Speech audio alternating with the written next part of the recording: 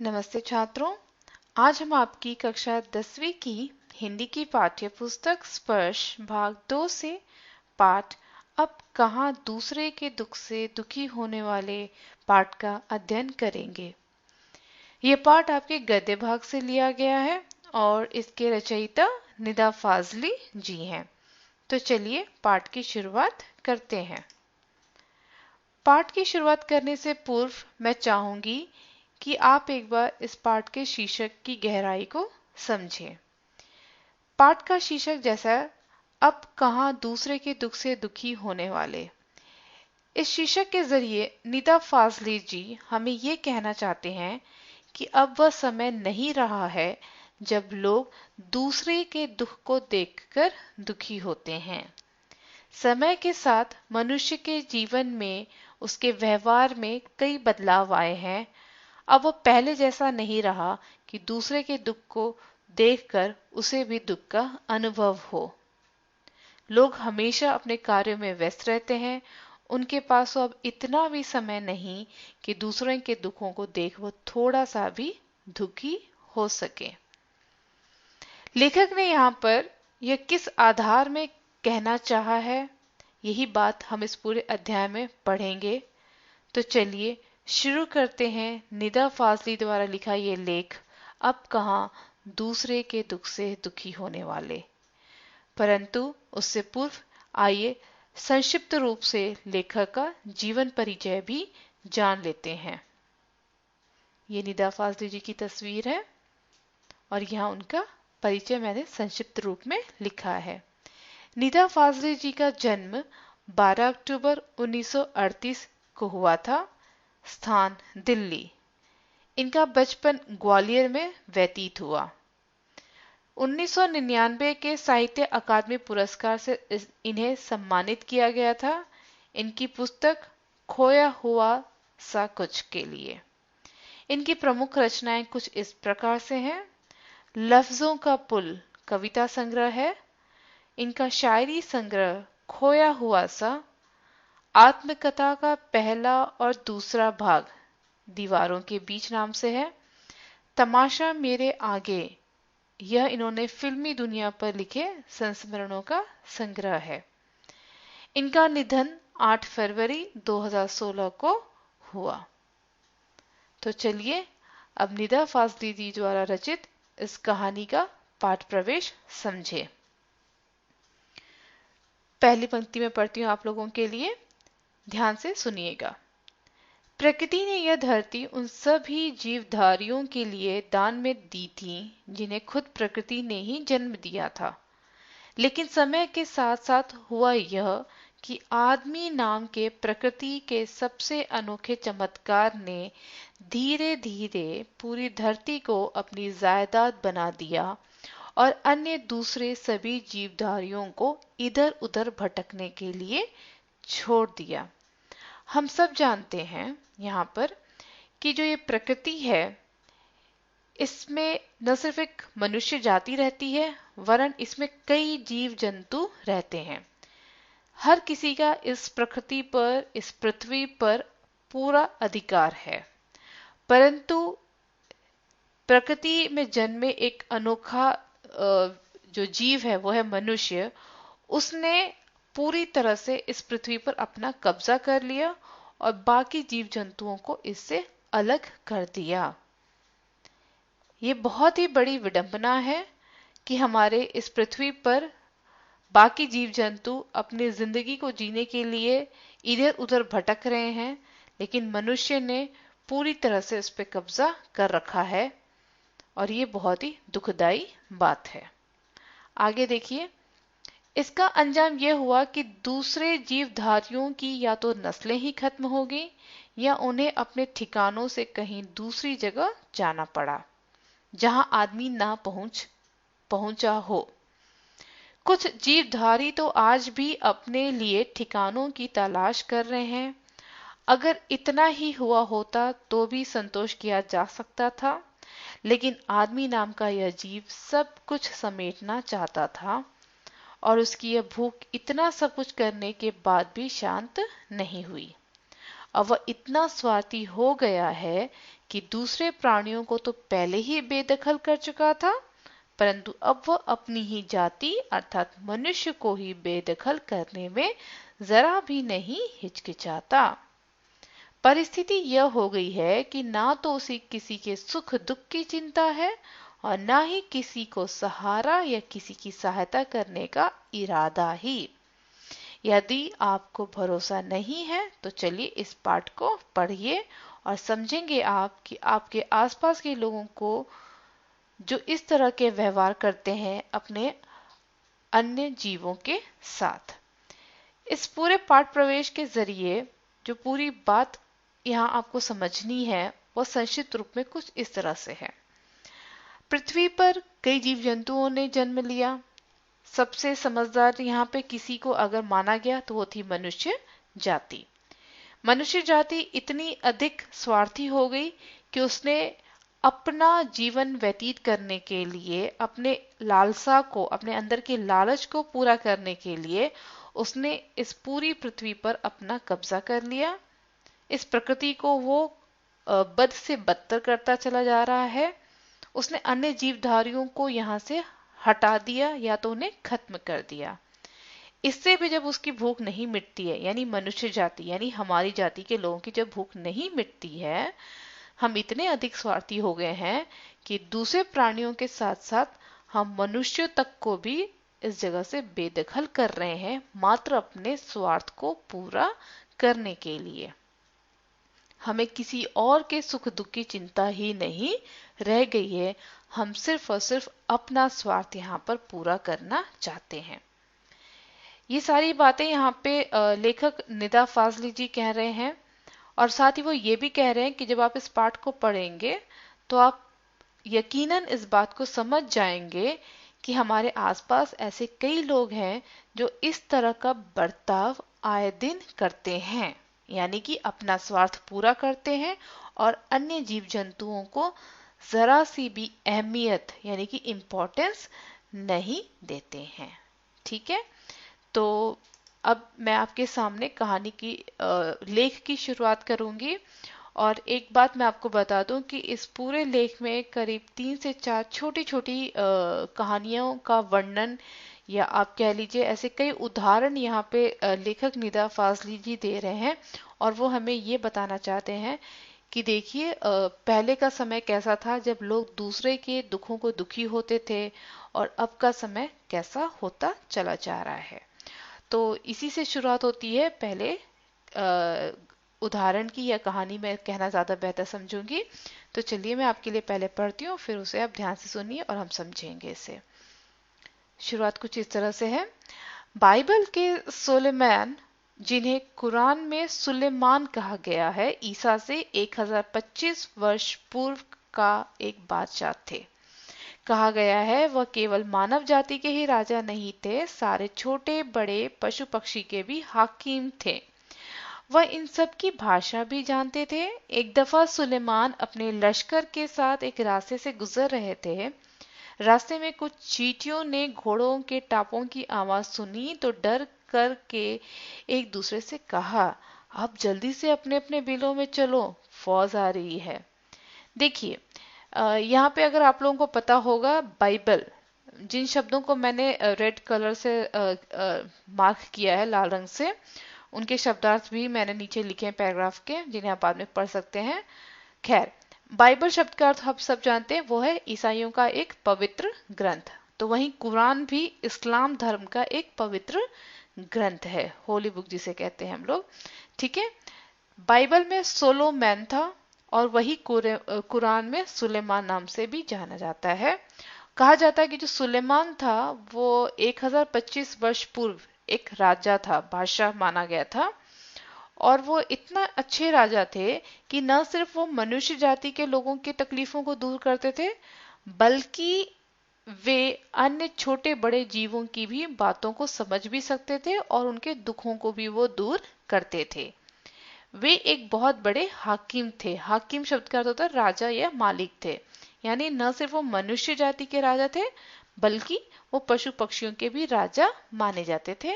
साथ ही उन्हें उन लोगों की भाषा भी बहुत अच्छे से समझ में आती थी। किसकी भाषा? तो पशु पक्षियों की भाषा। यहाँ पे एक दफा क्या होता है, एक दफा यानी एक बार, तो जो सुलेमान राजा है वो अपनी सेना के साथ, लश्कर यानी कि अपनी सेना के साथ वे वहां से गुजर रहे थे। तो जब वो रास्ते से आ रहे थे तो कुछ चींटियों ने उनके घोड़ों के टापों की आवाज सुनी, मतलब घोड़ों के आने की आवाज सुनी। उस ध्वनि को जब सुना तो चींटियों ने डर के अपने में बात किया कि चलो चलो हमें जल्दी से जाकर बिल में छुप जाना चाहिए। चींटियों की इस बात को कौन सुन लेता है? तो सुलेमान सुन लेते हैं। और फिर वो क्या कहते हैं उसी को हम अगले पैराग्राफ में पढ़ेंगे। देखिए क्या होता है। सुलेमान उनकी बातें सुनकर थोड़ी दूर पर रुक गए और चींटियों से बोले, घबराओ नहीं, सुलेमान को खुदा ने सबका रखवाला बनाया है। मैं किसी के लिए मुसीबत नहीं हूँ, सबके लिए मोहब्बत हूँ। चींटियों ने उनके लिए ईश्वर से दुआ की और सुलेमान अपनी मंजिल की ओर बढ़ गए। देखिए चींटी इतना छोटा सा प्राणी है इस पृथ्वी पर, चींटियों को भी अपनी जान की परवाह थी। घोड़े के टापों को जब उन्होंने सुना तो बिल में भाग जाना बेहतर समझा। लेकिन उनकी इस बात को यहाँ पे राजा सुलेमान ने, बादशाह सुलेमान ने जब सुना तो उन्होंने चींटियों को रोक कर कहा कि आपको घबराने की जरूरत नहीं है। मैं सिर्फ मैं यहाँ पर आपका भी रखवाला बनकर आया हूँ, मैं आप सबका भी रखवाला हूँ। मैं किसी के लिए कोई मुसीबत नहीं खड़ी कर सकता, मैं तो सिर्फ लोगों में प्यार ही बांटता हूँ। जब चींटियों ने सुलेमान के मुंह से सारी बातें सुनी तो उन्होंने उसे कई दुआएं दी और फिर इस तरह सुलेमान अपनी मंजिल के साथ अपने मंजिल की ओर आगे बढ़ जाते हैं। ठीक है, तो ये बहुत छोटी सी कहानी है सुलेमान की और चींटियों की और उसके उस दरिया दिली की। यहाँ पे सुलेमान के नेक दिली का उदाहरण हमने यहाँ पे देखा। क्या इस तरह के लोग आज के जमाने में मुमकिन है पाना? इसका जवाब आप अपने सोच से दीजिएगा। ठीक है, आगे बढ़ती हूँ और अब मैं आपके सामने एक छोटी सी कहानी लेकर आ रही हूँ, या आप इसे उदाहरण नहीं समझ लीजिए। पढ़ती हूँ मैं आपके लिए। पहले ऐसी एक घटना का जिक्र सिंधी भाषा के महाकवि शेख अयाज ने अपनी आत्मकथा में किया है। अब आत्मकथा क्या होती है? जीवनी होती है, जहाँ पे व्यक्ति अपने बारे में लिखता है। ठीक है, जिक्र करना यानी अपने बारे में बताना, वर्णन करना। तो यहाँ पे सिंधी भाषा के बहुत बड़े कवि माने जाते हैं अपने समय के, उनका नाम है शेख अयाज। इन्होंने जब अपनी आत्मकथा लिखी तो उसमें उन्होंने छोटी सी घटना का वर्णन किया है। ठीक है, वो घटना क्या थी पहले उसे पढ़ते हैं, फिर मैं उसे आपको समझाती हूँ। घटना कुछ इस तरह से है। उन्होंने लिखा है, किसने? शेख अयाज ने। एक दिन उनके पिता कुएं से नहाकर लौटे। माँ ने भोजन परोसा। उन्होंने जैसे ही रोटी का कौर तोड़ा, कौर शब्द का अर्थ होता है टुकड़ा, बाइट किया, उनकी नजर अपनी बाजू पर पड़ी। बाजू मतलब कि हाथ पर पड़ी। वहां एक काला च्योंटा रेंग रहा था। वो भोजन छोड़कर उठ खड़े हुए। माँ ने पूछा, क्या बात है, भोजन अच्छा नहीं लगा? शेख अयाज के पिता बोले, नहीं, यह बात नहीं है। मैंने एक घर वाले को बेघर कर दिया है। उस बेघर को कुएं पर उसके घर छोड़ने जा रहा हूँ। अब देखिए इस दूसरी बिंदु या दूसरे उदाहरण का जो यहाँ पे वर्णन है वो कुछ है कि कैसे लेखक शेख अयाज अपने पिता की अच्छाई का वर्णन कर रहे हैं। यहाँ जो उनकी अच्छाई है वो एक छोटे से जीव, च्योंटा, च्योंटा मतलब एक छोटा सा काले रंग का एक कीड़ा होता है जो रेंग कर चलता है और मोस्टली वो पानी के पास में दिखता है, या कहीं भी देख सकते हैं, छोटे छोटे कीड़े तो कहीं भी दिखते हैं। पर यहाँ पे जब लेखक के पिता कुएं के पास नहाने गए थे, जब वहां से लौट कर आते हैं और वो बैठते हैं भोजन करने के लिए, और जैसे ही वो पहला टुकड़ा अपने मुंह में डालते हैं उनकी नजर उनके बाजू पर जाती है, उनके हाथ पर जाती है। जब वो अपने हाथ को ध्यान से देखते हैं तो वहां पे उन्हें वही काले रंग का वो च्योंटा यानी कीड़ा नजर आता है। वो तुरंत अपना भोजन छोड़ देते हैं। उनकी पत्नी पूछती कि भाई क्या हो गया, क्या आपको खाना पसंद नहीं आया? तो बोलते, नहीं, खाने की बात नहीं है, मैंने गलती से एक एक जीव को उसके घर से बेघर कर दिया है। पहले मैं उसे उसके घर तक छोड़कर आता हूँ। उसके घर तक यानी कि उसे कुएं तक छोड़कर आता हूँ। बहुत बड़ी बात है। हम अगर किसी छोटे से फ्लाइज को देख लेते हैं या कीड़े मकोड़े देखते हैं, हम उसे तुरंत अपने हाथ से झटक देते हैं, हमें फर्क नहीं पड़ता वो कब कहाँ से आए। लेकिन यहाँ पे लेखक के जो पिताजी हैं, कवि महाकवि शेख अयाज के जो पिता हैं, उन्होंने उस छोटे से चूंटे को भी उसके घर तक पहुंचाने का कष्ट निभाया। तो ये उनके अच्छाई का वर्णन यहाँ पर शेख अयाज ने अपने जीवनी में किया था। ठीक है, तो चलिए आगे बढ़ते हैं इसी तरह तीसरी कहानी पे। बाइबल और दूसरे पावन ग्रंथों में नूह नाम के एक पैगंबर का जिक्र मिलता है। उनका असली नाम लश्कर था, लेकिन अरब ने उनको नूह के लकब से याद किया है। वह इसलिए कि आप सारी उम्र रोते रहे। इसका कारण एक जख्मी कुत्ता था। नूह के सामने से एक बार एक जख्मी कुत्ता गुजरा तो नूह ने उसे धुतकारते हुए कहा, दूर हो जा गंदे कुत्ते। इस्लाम में कुत्तों को गंदा समझा जाता है। कुत्ते ने उसकी धुतकार सुनकर जवाब दिया, ना मैं अपनी मर्जी से कुत्ता हूँ, ना तुम अपनी पसंद से इंसान हो। बनाने वाला सबका तो वही एक है। अब मैं जो तीसरा उदाहरण लेकर आई हूँ वह है नूह नाम के एक संदेशवाहक का। ईश्वर का वो संदेशवाहक था। ठीक है, तो ये जो इस व्यक्ति का असली नाम लश्कर था, लेकिन अरब ने या अरब के लोगों ने उनको नूह के लकब से याद करते हैं। अब ऐसा क्यों करते हैं? क्योंकि वो सारी उम्र रोता रहा था। घटना कुछ इस तरह से है। एक बार इस नूह के समक्ष सामने एक जख्मी कुत्ता आ जाता है, जिसको शायद बहुत चोट लगी थी, खून बह रहा होगा। और जैसे ही नूह की नजर उस कुत्ते पर गई, उसने उसको दुत्कारा। दुत्कारने शब्द का अर्थ होता है उसे बहुत ज्यादा अपमान किया, उसका तिरस्कार किया। दूर हो जा कुत्ते, उसने उसको इस तरह से कहा। अब आप थोड़ा सा चौंक जाएंगे इसमें कि कुत्ता कैसे समझ गया उसकी बात को, लेकिन खैर उस बात को साइड में रखते हैं। लेकिन समझते हैं इस बात को कि इस्लाम धर्म में कुत्तों को हम गंदा समझा जाता है। ठीक है, जब कुत्ते ने नूह के द्वारा अपना अपमान सुना तो उसने कहा कि भाई, ना तो मैं अपनी मर्जी से कुत्ता हूं और ना तुम अपनी पसंद से इंसान हो।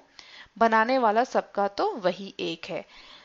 उस कुत्ते के द्वारा कही गई ये बातें नूह को इतनी अधिक चोट देती हैं कि वह ताउम्र रोता रहा। यानी उसे बहुत ज्यादा दुख लगा कि उसने कैसे इस कुत्ते का अपमान किया था। ठीक है, शायद आज हमारे लिए बहुत आम सी बात है कि हम रोड साइड में जाते हुए कुत्तों को मार देते हैं, किसी भी जीव जंतु को मार देते हैं और हमें जरा सा भी दुख नहीं होता।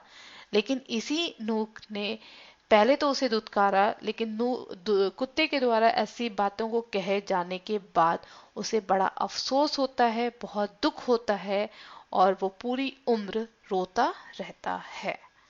तो यहाँ पे उसे उसके दुख से वो दुखी हो जाते हैं। ठीक है, उसके बाद हम देखते हैं कि यहाँ पे जो हमारे निदा फाजली जी हैं, उन्होंने एक छोटी सी लाइन लिखी है और ये इनकी खासियत है कि वो अपनी रचनाओं के बीच बीच में शेर व शायरी भी करते रहते हैं। वो लाइन कुछ इस तरह से है, मिट्टी से मिट्टी मिले खो के सभी निशान, किसमें कितना कौन है कैसे हो पहचान।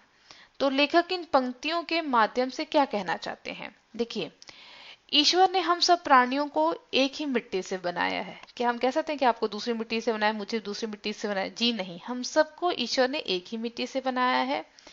यदि सभी से प्राण निकालकर वापस मिट्टी बना दिया जाए तो किसी का कोई निशान नहीं रहेगा, क्योंकि ये जो शरीर है मिट्टी से बना है, मिट्टी में जाके मिलता है। हम यहाँ पे कुछ भी डिफ्रेंशिएट नहीं कर सकते। किसमें कितना कौन है कैसे हो पहचान, हम किसी को पहचान भी नहीं सकते हैं। तो कहने का भाव यह है कि लेखक हमें यहाँ पर यह समझाना चाहते हैं कि व्यक्ति को अपने व्यक्तित्व पर घमंड नहीं करना चाहिए, क्योंकि जीवन के अंत समय में आपको भी उसी मिट्टी में जाकर मिलना है जहां उस व्यक्ति को मिलना है जिसका आपने अपमान किया था। ठीक है, तो मनुष्यता को बनाए रखें, अपनी पशुता, अपने भीतर की पशुता को बाहर आने मत दीजिए। ठीक है, तो आगे की तरफ बढ़ती हूँ मैं अगली लाइंस पे। इसी नूह से ही जुड़ा एक यहाँ पे छोटा सा किस्सा है। आप सभी ने महाभारत का भी नाम सुना होगा। नूह ने जब उसकी बात सुनी और दुखी हो मुद्दत तक रोते रहे। मैंने अभी आपको बताया था कि नूह को उस कुत्ते द्वारा कही गई इस बात ने एक तरह से एहसास दिलाया कि उन्हें कोई हक नहीं बनता कि वो किसी का इस तरह से अपमान करें, और उन्हें उसे बहुत दुख हुआ इस बात का, और वो हमें बहुत समय तक रोते रहे। महाभारत में युधिष्ठिर का जो अंत तक साथ निभाता नजर आता है वह भी प्रतीकात्मक रूप में एक कुत्ता ही था। सब छोड़ते गए तो केवल वही उनके एकांत को शांत कर रहा था। तो हम देखते हैं कि जब आप महाभारत की कहानी आपने कभी पढ़ी होगी तो उसमें भी हमने ये पाया था कि युधिष्ठिर ही थे पूरे महाभारत में एकमात्र ऐसे पात्र जो अंत तक बचे थे, और उनके साथ अगर कोई जीव था तो वो एक काले रंग का कुत्ता ही था जो अंत समय तक उनका साथ देता है। तो यहाँ पे मात्र उन्होंने ये छोटी सी बात हमें बताई है, और आगे की कहानी में आपको ये समझना पड़ेगा कि हमें कभी भी किसी जीव जंतुओं का इस तरह से अपमान या उन्हें इनके साथ इस बुरा व्यवहार या दुर्व्यवहार नहीं करना चाहिए। ठीक है, आगे बढ़ते हैं। दुनिया कैसे वजूद में आई, पहले क्या थी, किस बिंदु से इसकी यात्रा शुरू हुई, इन प्रश्नों के उत्तर विज्ञान अपनी तरह से देता है, धार्मिक ग्रंथ अपनी अपनी तरह से। संसार की रचना भले ही कैसे हुई हो लेकिन धरती किसी एक की नहीं है। पंछी, मानव, पशु, नदी, पर्वत, समंदर आदि की इसमें बराबर की हिस्सेदारी है। ये और बात है कि इस हिस्सेदारी में मानव जाति ने अपनी बुद्धि से बड़ी बड़ी दीवारें खड़ी कर दी हैं। देखिए, अब यहाँ पे बात होती है दो चीजों की, कि पहला है विज्ञान और दूसरा है धार्मिक ग्रंथ। और ये दोनों ही विज्ञान और धार्मिक ग्रंथ अपनी अपनी तरफ से इन प्रश्नों का उत्तर जानने की कोशिश में लगे हैं कि आखिर दुनिया का वजूद यानी उसका अस्तित्व कहाँ से आया, पहले क्या चीज आई थी, पहले किसने यात्रा शुरू की थी। ये सारे प्रश्नों के जवाब हम देखते हैं कि विज्ञान अपनी तरफ से ढूंढता रहता है और वहीं धार्मिक ग्रंथ अपनी तरफ से इसके जवाब देते रहते हैं। संसार की रचना भले ही किसी ने की हो लेकिन सबसे बड़ा जो सत्य यह है वह यह है कि इस धरती पर, इस प्रकृति पर, इस पृथ्वी पर हर किसी की अपनी बराबर की हिस्सेदारी है, अपना हक है। ठीक है, भले वो पंछी ही क्यों ना हो, भले वो पशु क्यों ना हो, भले वो पर्वत हो या नदी हो या फिर समंदर हो यहाँ पे, या फिर हमारी स्वयं की मानव जाति ही क्यों ना हो, हम सबका इस पूरी पृथ्वी पर एक बराबर हिस्सेदारी है। परंतु साथ ही यह भी एक सत्य बन के आता है हमारे सामने कि इसी मानव जाति ने यानी हम लोगों ने अपनी बुद्धि का इस्तेमाल करके इस पृथ्वी पे बहुत सारी दीवारें खड़ी कर दी और मनुष्य जाति को श्रेष्ठ बना दिया, और पशु पक्षियों को उन्हीं के घर से, पर्वत नदियों को उन्हीं के यहाँ से हटाने की हमने भरसक कोशिश करते आए हैं, और शायद आगे भी हम वैसी ही कोशिश कर रहे हैं। ठीक है, तो आइए इसी बात को अब हम ध्यान से आगे की तरफ समझते हैं कुछ उदाहरणों के जरिए। पहले पूरा संसार एक परिवार के समान था, अब टुकड़ों में बांटकर एक दूसरे से दूर हो चुका है। पहले बड़े बड़े दालानों, आंगनों में सब मिलजुल कर रहते थे, अब छोटे छोटे डिब्बे जैसे घरों में जीवन सिमटने लगा है। दालान यानी कि बरामदा, बिग हॉल जिसे हम कहते हैं, सिमटना यानी कि संकुचित होना, नैरो, सिकुड़ना जिसे हम कहते हैं। ठीक है, सरकना यानी कि धकेलना, किसी चीज को हम धकेलते हैं पीछे की तरफ। ठीक है, बेवक्त जिसका कोई समय नहीं होता, जलजले, भूकंप का आना, और नेचर इंग्लिश का शब्द है, इंग्लिश वर्ड है प्रकृति जिसका अर्थ होता है। अब देखिए, पहले एक ऐसा समय था जब सभी लोग आराम से बड़े बड़े घरों में रहते थे, खूब अच्छा मजा करते थे, बच्चों को खेलने के लिए अच्छा खासा जगह मिल जाता था।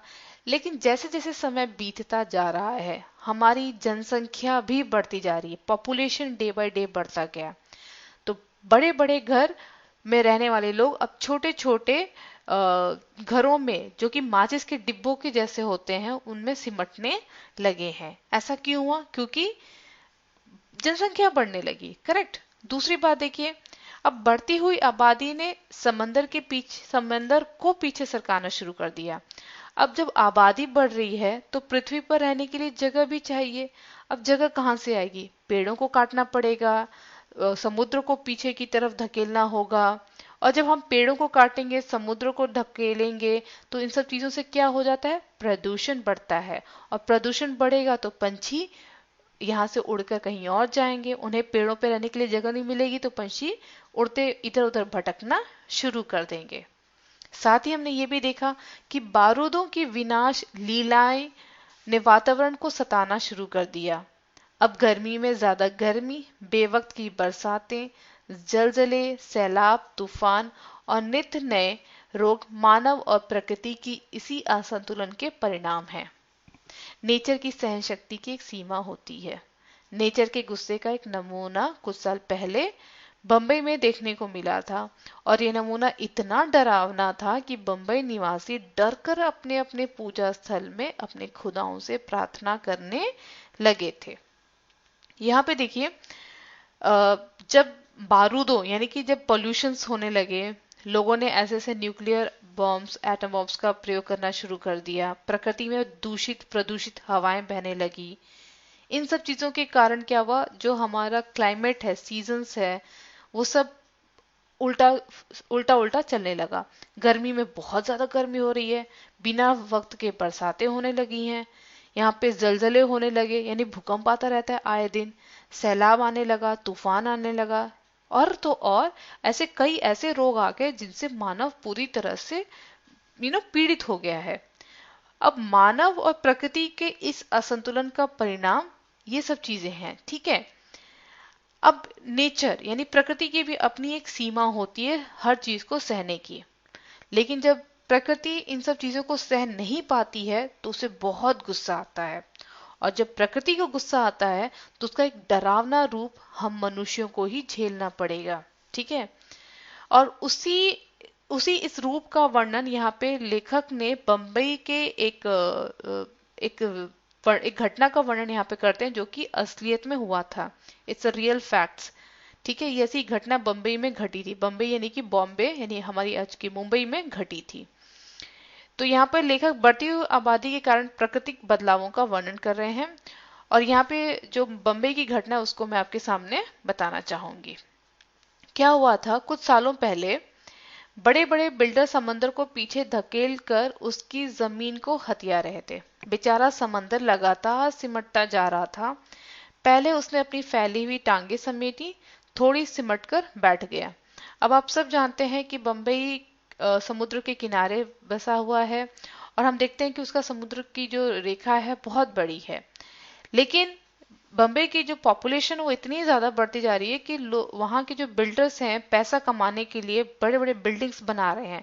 बिल्डिंग्स बनाने के लिए उन्हें जगह चाहिए, तो उन्होंने समुद्र को अंदर की तरफ धकेल रहे हैं, यानी कि वहां के एरिया को बालू मिट्टी से रख के वो वहां पे बड़े बड़े फ्लैट्स बना रहे हैं, ठीक है। अब इसके कारण बेचारा समुद्र जो है वो पहले थोड़ा सिमट गया, फिर उसने अपनी टांगों को थोड़ा सा फोल्ड किया, फिर उसके बाद वो थोड़ा उकड़ के बैठ गया, फिर वो खड़ा हो गया। और जब उसको खड़े रहने की जगह कम पड़ी तो उसे गुस्सा आ गया।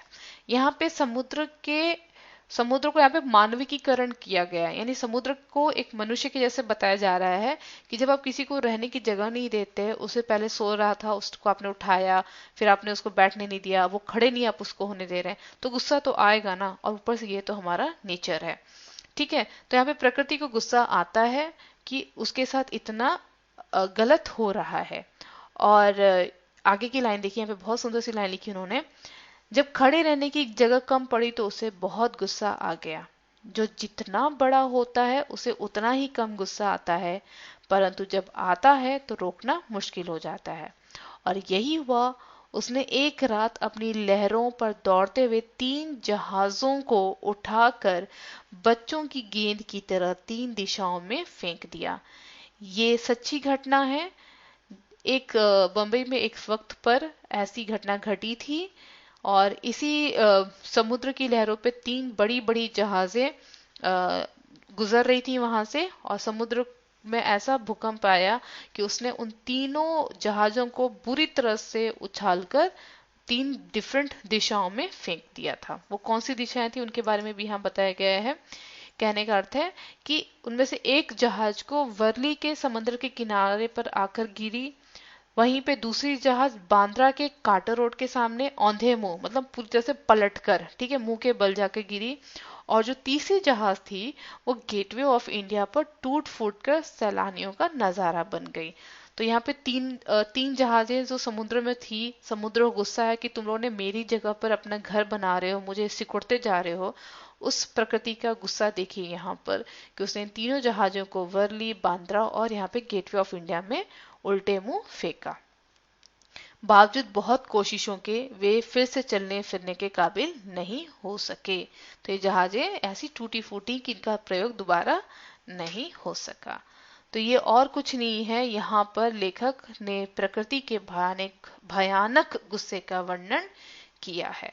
तो हमें समझना पड़ेगा कि हमें प्रकृति को इस तरह से सताना नहीं चाहिए। ठीक है, अब यहाँ पे मैं अब आगे बढ़ती हूँ। यहाँ पे लेखक ने अपनी माँ की एक छोटी सी घटना का वर्णन किया है कि उनकी माँ बचपन में उन्हें किस तरह की सीख दिया करती थी, क्या कहती थी, क्या करना चाहिए और क्या नहीं करना चाहिए। उसी सीख का वर्णन यहाँ पर है। सीख मतलब लेसन्स। मेरी माँ कहती थी, सूरज ढले आंगन के पेड़ों से पत्ते मत तोड़ो, पेड़ रोएंगे। दिया बाती के वक्त फूलों को मत तोड़ो, फूल बद्दुआ देते हैं। दरिया पर जाओ तो उसे सलाम किया करो, वो खुश होता है। कबूतरों को मत सताया करो, वे हजरत मोहम्मद के अजीज हैं। उन्होंने उन्हें अपनी मज़ार के नीले गुंबद पर घोंसले बनाने की इजाजत दे रखी है। मुर्गे को परेशान नहीं किया करो, वह मुल्ला जी से पहले मोहल्ले में अजान देकर सबको सवेरे जगाता है।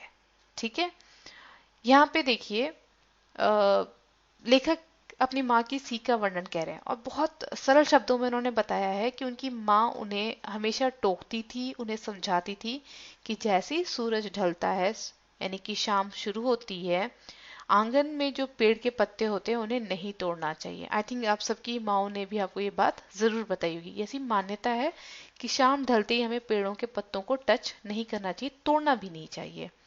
दिया बाती, जब पूजा का वक्त होता है तो हमें फूलों को नहीं तोड़ के लाना चाहिए।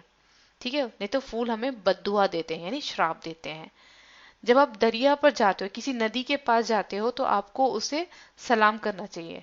और ये तो हम सब जानते हैं कि हम अपने देश में कई नदियां हैं जिनको माँ का रूप भी देते हैं, गंगा नदी हो या कोई भी नदी हो, तो सलाम किया करो, वो खुश होती है, यानी कि उनको नमन करो। ये नदियां हमें पीने का पानी देती हैं, बहुत कुछ, कई तरीके से ये नदियां हमारी सहायता करती हैं। ठीक है, कबूतरों को भी हमें नहीं सताना चाहिए क्योंकि वो हजरत मोहम्मद के बहुत अजीज हैं। हजरत मोहम्मद साहब भी इस्लाम धर्म के बहुत बड़े गुरु माने जाते हैं। ये जो कबूतर थे ये उनके बहुत अजीज थे क्योंकि उन्होंने अपनी मज़ार पर, मज़ार शब्द का अर्थ होता है अपने दरगाह पर, उन्होंने इन कबूतरों को इजाजत दे के रखी थी कि तुम अपने घोंसले बना लो। मतलब जब हजरत मोहम्मद साहब इन कबूतरों को नहीं रोक रहे हैं अपने अपने घोंसले बनाने के लिए, तो हमें क्यों उनको परेशान करना चाहिए। साथ ही यहाँ पे इन्होंने कहा है कि कभी भी तुम मुर्गे को परेशान मत करो क्योंकि मुर्गा ही होता है जो मुल्ला जी से पहले, यानी कि जब लोग नमाज पढ़ने जाते हैं, अजान देने जाते हैं, तो उसका मतलब होता है कि जब आप नमाज पढ़ने जा रहे हो तो जो अजान दी जाती है कि सबको बुलाया जाता है कि आइए और नमाज पढ़िए, प्रेयर के लिए बुलाया जाता है। तो मुर्गा तो मुल्ला साहब से भी पहले सबको यहाँ पे आवाज दे रहा है, तो उसको भी तुम क्यों परेशान करोगे। ठीक है, तो यहाँ पे ऑल टुगेदर कहने का अर्थ है कि लेखक की माता जी यहाँ पे उन्हें इन प्रकृति के जीव जंतुओं का किस तरह से हमें सम्मान करना चाहिए, उनका मान करना चाहिए, उसके बारे में सीख उन्हें बचपन से देती हुई आ रही हैं। ठीक है, साथ ही यहाँ पे 2 लाइन्स भी लिखी हुई हैं। लाइन कुछ इस तरह से है कि सबकी पूजा एक सी, अलग अलग है रीत, मस्जिद जाए मौलवी, कोयल गाए गीत। इन शेरो शायरी का अर्थ है निदा फाजली जी की कि सबकी पूजा एक सी, अर्थात वो व्यक्ति हिंदू हो या मुस्लिम हो, सिख हो या फिर ईसाई ही क्यों ना हो, सभी एक ही ईश्वर का गुणगान करते हैं। राइट, सिर्फ हमने नाम बदल दिए हैं इनके, केवल तरीके हमारे अलग होते हैं। कोई मंदिर में जाता है, कोई मस्जिद में जाता है, तो कोई गिरजाघर में, तो कोई गुरुद्वारे ही जाके दुआ सलाम करता है। इसलिए कहा जाता है कि रीत अलग अलग होती है। उसी प्रकार मौलवी मस्जिद में जाकर लोगों को अल्लाह की इबादत सुनाकर प्रसन्न करते हैं, तो ठीक उसी तरह कोयल क्या करती है, बागों में जाके पेड़ों पर बैठकर मधुर बोल से सबको प्रसन्न करती है। ठीक है, तो अलग अलग तरीके हैं सबके। जैसे लोग मंदिर में जाते हैं तो अपने पंडित जी की सुनते हैं, मस्जिद में जाते हैं तो मौलवी साहब की सुनते हैं। तो वैसी प्रकृति में कौन किसके गीत सुनता है, तो कोयल के गीत सुनता है। ठीक है, चलिए इसी के साथ आगे बढ़ती हूँ मैं अगली बात पर। अगला वर्णन, ग्वालियर में हमारा एक मकान था। उस मकान के दलान में 2 रोशनदान थे। उसमें कबूतर के एक जोड़े ने घोंसला बना लिया था। एक बार बिल्ली ने उचककर 2 में से एक अंडा तोड़ दिया। मेरी माँ ने देखा तो उसे दुख हुआ। उसने स्टूल पर चढ़कर एक दूसरे अंडे को बचाने की कोशिश की थी, लेकिन इस कोशिश में दूसरा अंडा उसी के हाथ से गिरकर टूट गया। कबूतर परेशानी से उधर उधर फड़फड़ा रहे थे। उनकी आंखों में दुख देखकर मेरी माँ की आंखों में आंसू आ गए। इस गुनाह को खुदा से मुआफ यानी कि माफी कराने के लिए उसने पूरे दिन रोजा रखा। दिन भर कुछ खाया पिया नहीं, सिर्फ रोती रही और बार बार नमाज पढ़ पढ़कर खुदा से इस गलती की मुआफ करने की दुआ मांगती रही। मुआफ शब्द का अर्थ होता है माफी। ठीक है, अब हम यहाँ पे देखते हैं लेखक अपने जीवन की एक ऐसी घटना का वर्णन कर रहे हैं जहां पे उनकी माँ से एक गलती हो जाती है और माँ अपनी इस गलती का पश्चाताप कैसे करती है उसको यहाँ पे बताया है। तो वर्णन कुछ इस तरह से है कि लेखक अपने ग्वालियर के मकान में रहते थे। मैंने पहले ही बताया था आपको शुरुआत में कि लेखक का बचपन ग्वालियर में बीता था, एमपी में। ठीक है, तो उनके मकान घर में जो मकान था उसके दलान में एक रोशनदान था। रोशनदान यानी कि खिड़की था और उसके ऊपर के जोड़ों ने अपना घोंसला बना के रखा था। कबूतरों ने अपना घोंसला बनाया था। ठीक है, इनके घर में शायद कोई बिल्ली भी होगी या शायद अचानक से एक बिल्ली आती है और उस कबूतर के 2 अंडों में से एक अंडे को वो तोड़ देती है। जब माँ ने ये सब कुछ देखा कि उस बिल्ली ने उस कबूतर के अंडे को तोड़ दिया है, तो माँ स्टूल लेकर आती हैं और उस पर चढ़कर दूसरे अंडे को बचाने की एक कोशिश करती हैं। लेकिन उनकी इसी कोशिश का नतीजा क्या होता है कि माँ के हाथ से वो दूसरा अंडा भी गिरकर टूट जाता है। जब कबूतर आते हैं तो वो भी बेचारे परेशान हो जाते हैं, इधर उधर वो फड़फड़ाने लगते हैं और उनके फड़फड़ाने से माँ को क्या दिखता है, उन कबूतरों की आंखों में दुख दिखता है।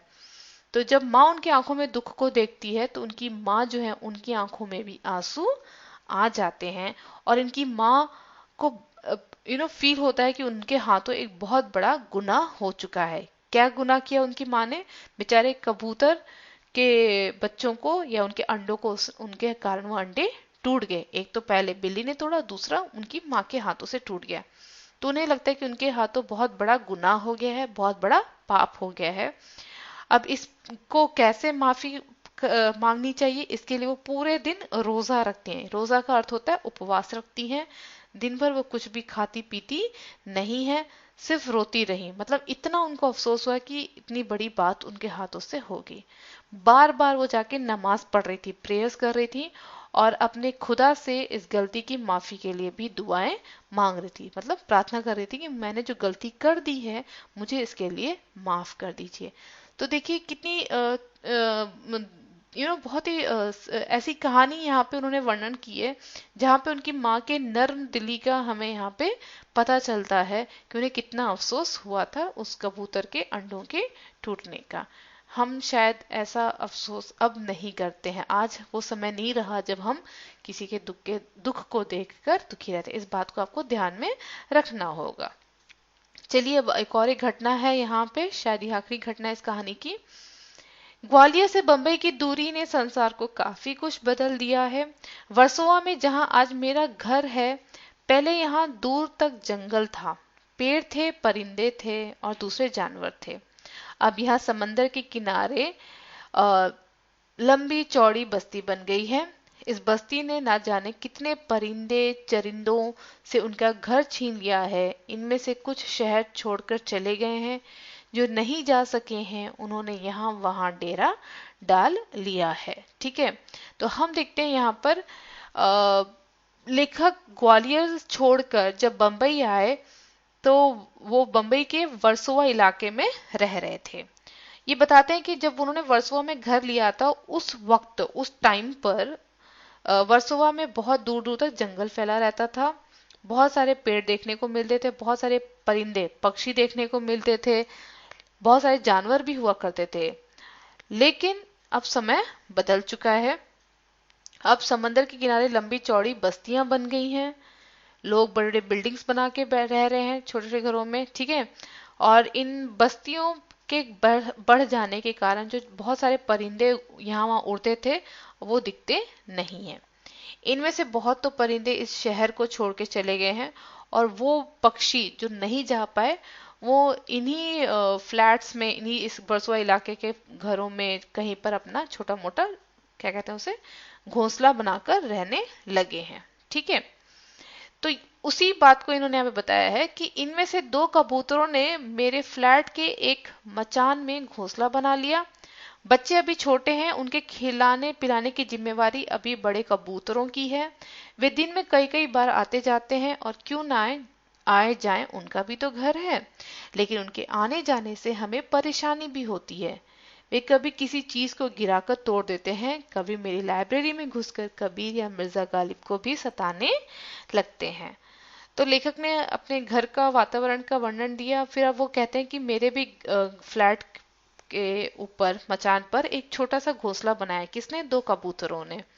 और इन 2 कबूतरों के छोटे छोटे 2 बच्चे भी हैं। ठीक है, और वो बच्चे इतने छोटे हैं कि वो खुद खाने के लिए बाहर नहीं जा सकते अपना दाना पानी लाने के लिए।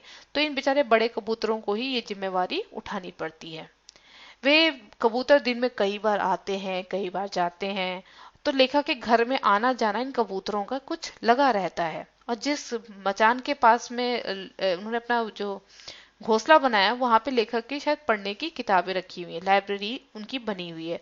और ये कबूतर उस लाइब्रेरी से होकर गुजरते हैं, और कई बार उस कई चीजों को तोड़ते फोड़ते भी रहते हैं, गिराकर तोड़ देते हैं अनजाने में। और कभी घुसकर लेखक की किताबों को भी वो टटोलते रहते हैं। कभी कबीर की किताब को गिरा देते हैं, तो कभी मिर्जा गालिब की किताब को कुछ कर जाते हैं। तो लेखक कह रहे हैं कि इन कबूतरों ने एक तरह से उन्हें हल्का फुल्का परेशान भी करके रखा है। और लेखक कहते हैं कि क्यों ना वो आए जाएं, आखिर घर उनका भी है, उनका भी तो एरिया है। लेकिन हम यहाँ पे देखते हैं शायद ये सारी बातें लेखक की पत्नी को बिल्कुल भी समझ नहीं आती हैं। उन्हें बहुत बुरा लगता है कि आखिर ये क्यों कबूतर उनके घर में घुस के इस तरह की हरकतों को कर रहे हैं। इस रोज रोज की परेशानी से तंग आकर मेरी पत्नी ने उस जगह जहां उनका आशियाना था एक जाली लगा दिया। उनके बच्चों को दूसरी जगह कर दिया है। उनके आने की खिड़की को भी बंद किया जाने लगा है। खिड़की के बाहर अब दोनों कबूतर रात भर खामोश और उदास बैठे रहते हैं। तो यहाँ पर हम देखते हैं कि लेखक की पत्नी ने क्या किया, उन कबूतरों के आशियाने की जगह पर, यानी उनका आशियाने शब्द का अर्थ क्या होता है, उनके घर की जगह पर जहां पर उन्होंने अपना घोंसला बनाया वहां पर उन्होंने एक जाली लगा दी है। और न सिर्फ जाली लगाई है, उस खिड़की को भी बंद कर दिया जिस खिड़की के जरिए वो लेखक के घर के अंदर घुसते थे और उस मचान पे जाकर अपना घोंसले में अपने कबूतर अपने बच्चों को खाना देते थे। ठीक है, तो अब उन्होंने उन बच्चों का भी अलग रास्ता हो गया है, खिड़की पे जाली लगा दी है। बेचारे जो कबूतर है वो खिड़की के उस पार हैं, बच्चे इधर हैं। इस तरह से ना वो अंदर आ सकते हैं और बस वहां पर बैठकर खामोशी से बैठे रहते हैं, उदास से वो बैठे रहते हैं। लेखक को ये चीज बिल्कुल पसंद नहीं आई, उनकी पत्नी के द्वारा जो ये चीज की गई थी। पर लेखक के मन में सवाल आता है, मगर अब न सुलेमान है जो उनकी जुबान को समझकर उनका दुख बांटे, न मेरी माँ है जो उनके दुख में सारी रात नमाजों में काटे। लेखक अपनी पत्नी को भी नहीं कुछ कह पा रहे हैं, और अब उनको यहाँ पर याद किसकी आती है? उसी सुलेमान की, पहला राजा जिसको हमने पढ़ा था 1025 ईस्वी पूर्व वाले राजा की, जिसे न सिर्फ मनुष्य की भाषा समझता था बल्कि वो छोटे छोटे जीव जंतुओं की भी भाषा को समझता था। तो ना अब वो सुलेमान का समय है जो इनके दुखों को बांटे, और ना मेरी माँ जिंदा है जो इनके दुख में सारी रात नमाजों में काटे। मतलब इन जीव जंतुओं की दुख को सहने, दुख को देखकर दुखी रहने वाला अब शायद ही कोई बचा हो। सब यहाँ पर अपने सुख के बारे में सोचते हैं, अपने स्वार्थ के बारे में ही सोचते हैं। ठीक है, यहाँ पे भी आप देख सकते हैं कि दो लाइन्स हैं यहाँ पर बहुत ही सुंदर सी, आखिरी शेरो शायरी इस कहानी की। नदियां सींचे खेत को, तोता कुतरे आम, सूरज ठेकेदार सा सबको बांटे काम। ठीक है, तो यहाँ पे हम देखते हैं इन पंक्तियों के द्वारा लेखक हमें क्या बताना चाहते हैं। वो ये कह रहे हैं कि जिस तरह नदियां बिना किसी भेदभाव के सभी खेतों को अपना पानी देती हैं, क्या नदी सोचती है मैं किस धर्म किस जाति के व्यक्ति के पास जा रही हूँ? नहीं, वो बिना सोचे समझे निस्वार्थ मन से सबको अपना पानी देती है उनके खेतों को सींचने के लिए। तोता कुतरे आम, यानी कि तोता जिस तरह से किसी भी आम के बगीचे में जाकर आम खाने पहुंच जाता है, अर्थात उसे कोई फर्क नहीं पड़ता कि आम का बगीचा किस जाति के व्यक्ति ने लगाया है, उसे तो मात्र आम खाने से ही अर्थ होता है। वहीं पे हम प्रकृति की और एक बहुत खूबसूरत चीज है सूरज, उसको देख लीजिए। सूरज ठेकेदार सा, यानी सूरज भी अपनी रोशनी देने के लिए क्या सोचता है कि मैं किसको अपनी रोशनी दूंगा और किसी को नहीं दूंगा? क्या वो किसी प्रकार का भेदभाव यहाँ पे करता हुआ नजर आता है? तो जी नहीं, ऐसा वो बिल्कुल भी नहीं करता। ठीक उसी तरह हमें भी नदी की तरह, सूरज की तरह अपना कार्य करते रहना चाहिए, और तोते की तरह भी सभी को समान समझना चाहिए। तभी संसार के सभी जीवधारी प्रसन्न और सुखी रह सकते हैं। अगर हमारी सोच भी प्रकृति के इन्हीं जीव जंतुओं के जैसे रहेगी, नदियों की तरह होगी, पर्वतों की तरह हमारी सोच हो, या सूरज की रोशनी की तरह अगर हमारी सोच रहेगी, तो हम सब एक दूसरे को क्या बांटेंगे? प्रसन्नता बांटेंगे, सुख बांटेंगे। दूसरों के दुखों को हम दुखी, उनके दुखों को देखकर हम भी दुखी होना सीख जाएंगे।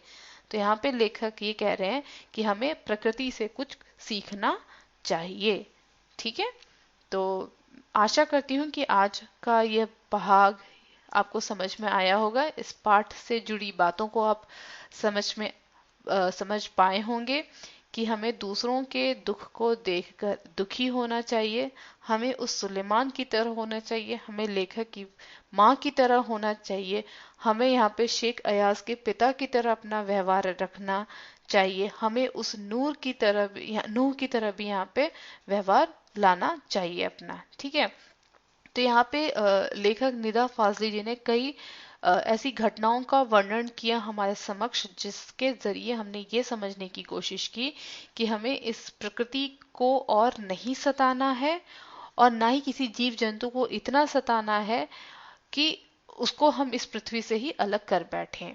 हमें उनके दुखों को देखकर दुखी होना चाहिए, उनकी हमें सहायता करनी चाहिए, और अगर हम ऐसा नहीं करेंगे तो हमें इस प्रकृति के प्रकोप को भी सहने के लिए तैयार रहना पड़ेगा। तो छात्रों, उम्मीद करती हूँ कि आज आपको यह पाठ समझ आया होगा।